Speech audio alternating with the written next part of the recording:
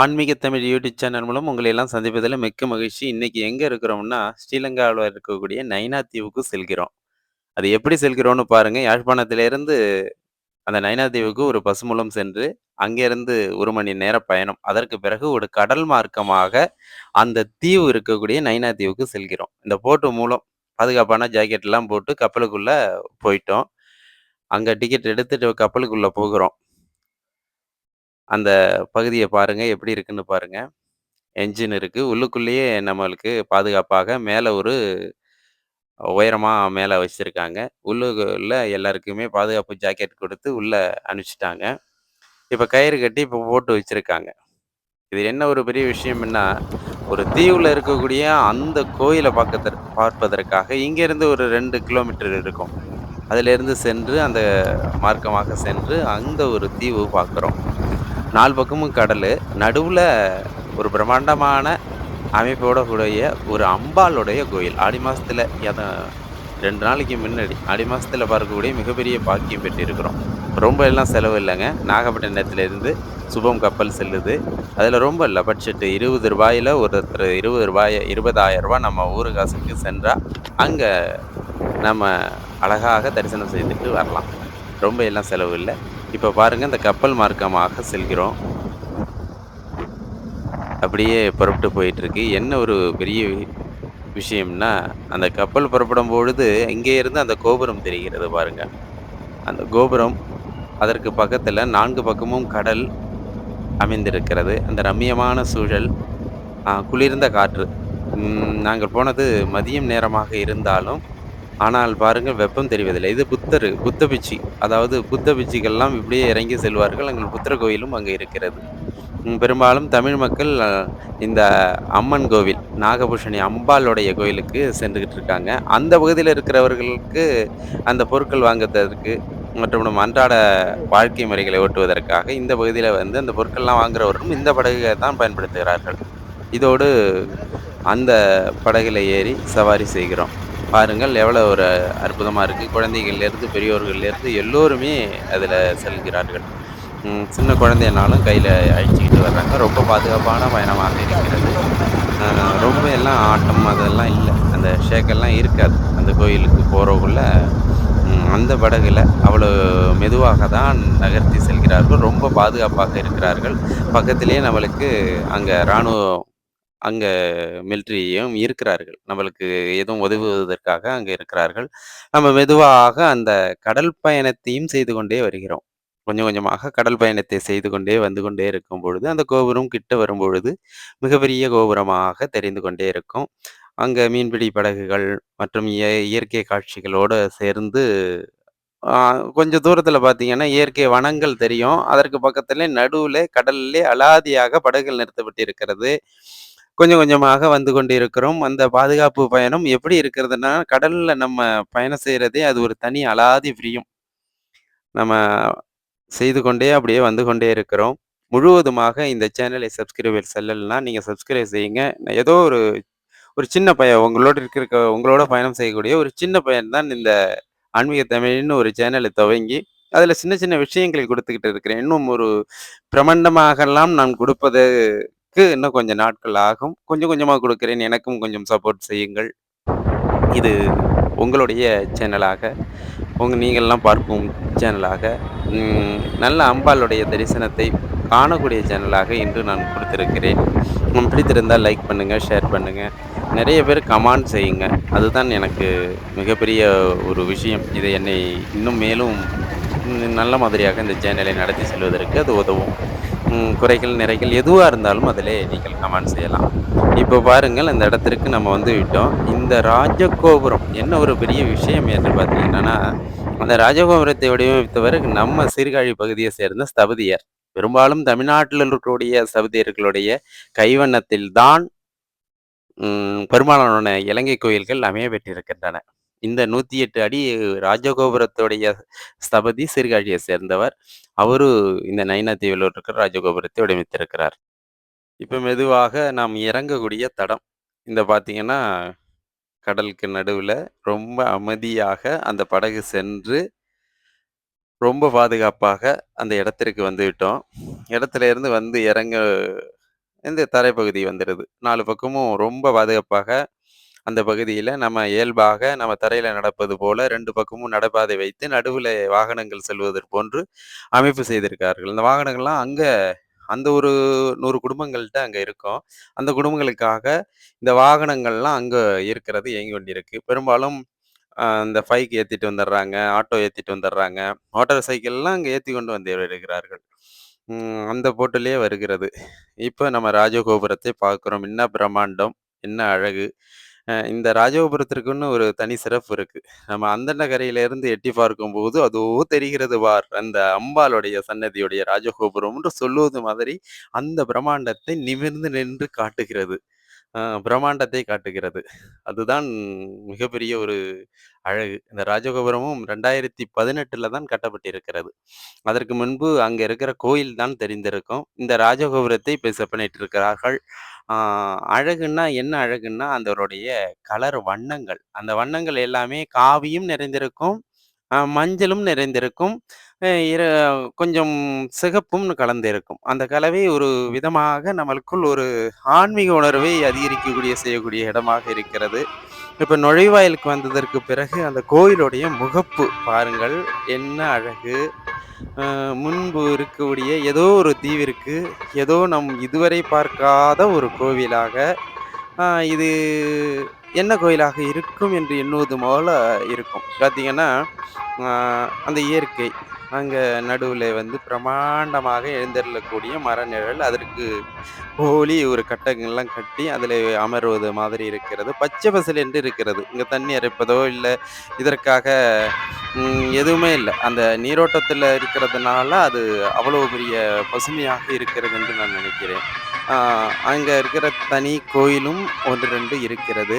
அங்க பாருங்கள். இது ஒரு புஷ்கரணி மாதிரி அமைத்திருக்கிறார்கள்.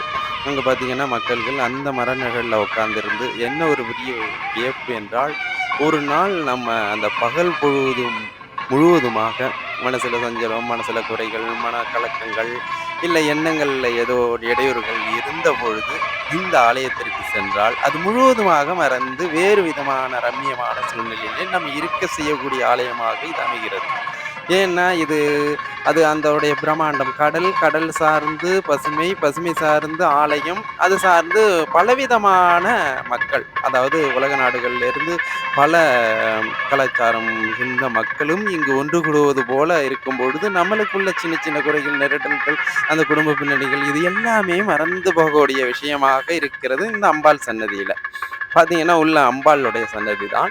ஆனால் முழுவதுமாக நான் வெளிப்புறமாக தான் இந்த காணொளி மூலம் காட்சி கொடுத்திருக்கிறேன். உள்புறமாக அங்க கோயில் ஆலயத்திற்குள்ளே எழுதப்பட்டிருக்கிறது. இங்கே காணொளிகள் கண்டிப்பாக தவிர்க்கப்பட வேண்டும் என்று. அதாவது காட்சி. நம்ம எப்படியும் புகைப்படம் எடுக்கக்கூடாது, வீடியோ எடுக்கக்கூடாது என்று அங்கே கட்டாயமாக சொல்லப்பட்டிருக்கிறது. அதனால் அதனுடைய நம்மளுடைய ஆலயத்தினுடைய அ கட்டுப்பாடையும் நாம் மதித்து, அதன் உள்ளே எல்லாம் நாம் எடுக்க செல்லவில்லை. வெளிப்புறத்தில தான் எடுக்க சொல்கிறேன். என்ன ஒரு அழகும் என்றால், நம்மளுடைய ஆலயத்திலே தரிசிக்கும்போது, அங்க ஆண்கள் வந்து மேலாடை வந்து அணிந்து உள்ளே தரிசனத்திற்கு அனுமதி இல்லை. அது ஒரு பழக்கமாக இந்த ஆலயத்திலும் இருக்கிறது என்பது மிகப்பெரிய மகிழ்ச்சியாக இருக்கிறது. நாம் இந்த பகுதியாக வந்து ஆ முன்பு அங்கே வந்து நம்மளுடைய கை, கால்கள் இதெல்லாம் அலசி, அதாவது கழுவி சென்று உள்ளே செல்வதற்கு மாதிரி அங்க ஒரு பைப் வசதிகளும் செய்திருக்கிறார்கள். இதுதான் நுழைவாயில். அம்பாளுடைய சன்னதிற்கு நுழைவாயில். நுழைவாயிலுக்கு அந்த உட்புறமாக நாம் காணொளி காட்சிகள் கொடுக்கக்கூடாது என்பதற்கெனங்க, அது நாம் உள்ளே சென்று அந்த மூலவரை நாம் படம் எடுக்கவில்லை. இது உள்ளே இருந்து மூலவருடைய சன்னதி மிக பிரமாண்டமாக உள்ளே வசந்த மண்டபம், அதற்கு அடுத்ததாக சேவை செய்யக்கூடிய மண்டபம், அடுத்தது அர்ச்சனை, பூஜை, புனஸ்காரங்கள் வைக்கக்கூடிய மண்டபம், அடுத்ததாக உள்பிரகாரம் ஒன்று இருக்கிறது, அடுத்தது உள்பிரகாரம் ஒன்று இருக்கிறது. அந்த உட்பிரகாரத்துக்கு உள்ளுக்குள்ளே தான் கற்பகிரகம் காட்சியளிக்கிறது. அப்ப 1, 2, 3, 4, 5 அடுக்குகளை தாண்டி தான் அங்க கற்பகிரகத்திலே அம்பாள் தரிசனத்தை நாம் செய்ய முடியும். அப்படிப்பட்ட ஒரு அற்புதம். இப்ப வெளிப்புறத்திலே நாம் பார்க்கிறோம். அந்த பகுதி பார்த்து விட்டோம். இப்ப இந்த பகுதி பார்க்கிறோம். இந்த பகுதியும் மிகப்பெரிய பிரமாண்டமாக காட்சியளிக்கிறது. சிறிய சன்னதியாக இல்லாமல் அடுக்கடுக்காக ஒரு பகுதியாக அடுக்கு, இன்னொரு பகுதி ஒரு அடுக்கு. அப்படி என்று 3, 4 பிரிவுகளாக அது ஒரு வித்தியாசமான முறையிலே எல்லோரும் பார்க்கக்கூடிய, கவர்ந்து இழுக்கக்கூடிய ஒரு ஆலய சீரமைப்பு செய்திருக்கிறார்கள் என்றால், இது ஒரு மிகப்பெரிய வியப்பை தருகிறது. ஒரு சாதாரணமா ஒரு ஆலயம், கோபுரம், வசந்த மண்டபம், கற்பூரம் இப்படி சரிசிட்டு வருவோம். அது அல்ல. இங்க பார்த்தீங்கன்னா, ஒவ்வொன்றும் ஒவ்வொரு பிரமாண்டமாக வைத்திருக்கிறார்கள். உற்சவத்திற்காக ஒரு கோபுரத்தை எழுப்பி, அங்கே உற்சவர்கள் வெளியிலே தரிசனம் செய்வதற்கு மாதிரியாக ஒரு கோபுரத்தையும் அமைத்து, அதற்கு இடையே உற்சவர்களும் வைத்து வழிபடக்கூடிய மாதிரியாக வைத்திருக்கிறார்கள். இது என்ன ஒரு பெரிய சூழல் என்றால், இதை தாண்டி உட்பிரகாரத்திலே இங்கே புஷ்கரணி தீர்த்தம்னு வைத்து அங்கே வைத்திருக்கிறார்கள். இது அலுவலக அறை வைத்திருக்கிறார்கள். தேர் ஓடும் வீதிகள் வைத்திருக்கிறார்கள்.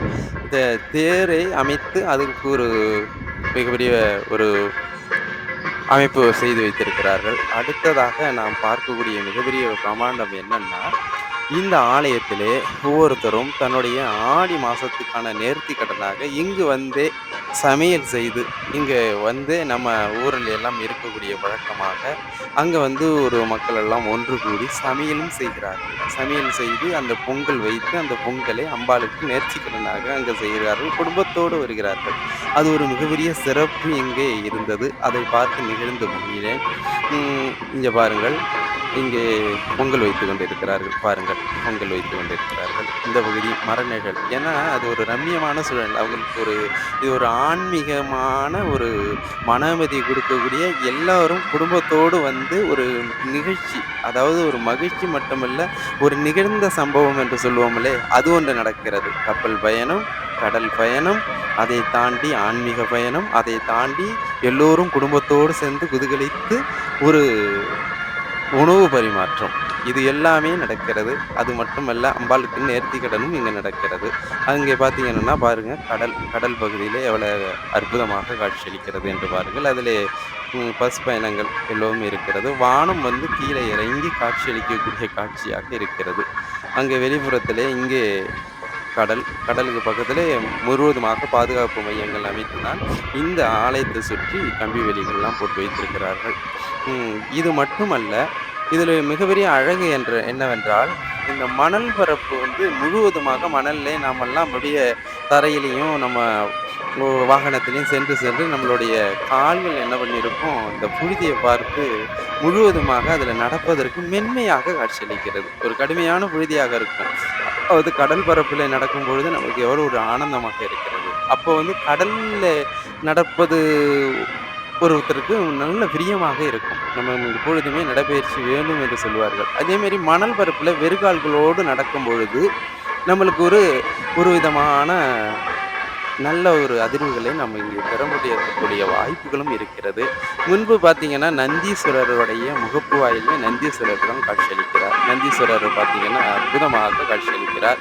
முன்பு வந்து அம்பாளுக்கு முன்பு நந்தீஸ்வரர் பிரமாண்டமான நந்தி அங்கே வைத்திருக்கிறார்கள். பாருங்கள் எவ்வளோ ஒரு பிரமாண்டம். இது முழுவதுமாக இப்ப நான் சுற்றி என்னுடைய காட்சி மூலம் இதை உங்களுக்கு கொடுத்திருக்கிறேன். இது உங்களுக்கு பிடித்திருந்தால் கமெண்ட் சொல்லுங்கள், லைக் சொல்லுங்கள், ஷேர் சொல்லுங்கள், சப்ஸ்கிரைப் பண்ணுங்கள். மீண்டும் ஒரு இந்த இதோடைய தொடர்ச்சியும் நிறையாக வைத்திருக்கிறேன். அடுத்ததாக புத்த பிட்சுக்கள் இருக்கக்கூடிய பக்கத்திலே இருக்கக்கூடிய ஒரு 1/2 கிலோமீட்டர் இருக்கக்கூடிய அந்த ஆலயத்தையும் என்னுடைய காட்சியும் கொடுத்திருக்கிறேன். அது அடுத்ததாக நான் அடுத்த இதில் கொடுக்கிறேன். இது ஒரு நல்ல தரிசனத்தை பார்க்கக்கூடிய நல்ல குடும்பத்தோடு சென்று நம்மளுடைய சுற்றுலா மட்டுமல்ல, ஒரு ஆன்மீக உடைய சுற்றுலாவும் இதை ஆக்கிக்க முடியும். இது நைனா தீவு. இலங்கையிலிருந்து சென்று யாழ்ப்பாணம் சென்று யாழ்ப்பாணத்திலிருந்து நைனா தீவு சென்றால் குறைந்த விலையில நம்ம சென்று பார்க்க முடியும். இங்கே நம்ம சீர்காழி ஸ்தபதியருடைய பேரும் போட்டிருக்கு. அங்கே அறங்காவலர்களுடைய பேர்களும் போட்டு இந்த இந்த பிரம்மாண்டமான அந்த ராஜகோபுரத்தை செய்திருக்கிறார்கள். மீண்டும் ஒரு அற்புதமான ஒரு ஆன்மீக சுற்றுலாவுக்கு சென்று அதனையும் இதன் காணொளி வாயிலாக உங்களுக்கு தருகிறேன். உங்களோடும் இருந்து விடைபெறுவது ஆர். ரவிக்குமார். நன்றி, வணக்கம்.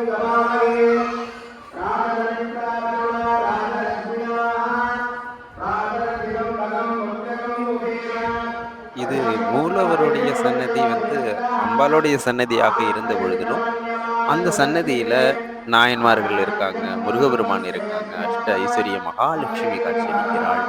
ஆ சிவபெருமான் காட்சியளிக்கிறார். ஆம் இருக்கக்கூடிய அத்தனை தெய்வங்களும் முடிந்த வரையில் அங்க நாயன்மார்கள் மட்டுமல்ல, ஆ நம்ம நால்வர்களோட அங்க இருக்கிறார்கள். மாணிக்கவாசகர், சுந்தரர், திருஞான சம்பந்தர், திருநாவுக்கரசர் இவங்கெல்லாம் கூட அங்க தரிசனம் பண்ணக்கூடிய பாக்கியம் பெறலாம். இது வந்து நம்ம அம்பாளுடைய சன்னதி மூலவராக இருந்தபோதிலும், அங்கே எல்லா சன்னதிகள் கிருஷ்ணர் இருக்கிறாங்க.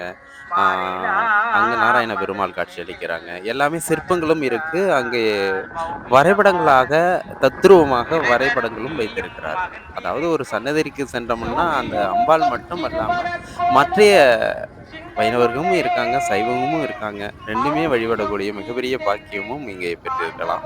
அதுதான் இந்த சன்னதிற்கு பெரும்பாலும் நிறைய பக்தர்களை அங்கு அன்று வைத்திருக்கிறார்கள். அது மட்டும் இல்ல, இன்னொன்னு சொல்றதுக்கு இருக்கிறோம். வெளி மாநிலம், வெளிநாடுகள்ல இருந்து நிறைய பொருளுதவி செய்து அன்னதானமும் செய்கிறார்கள்.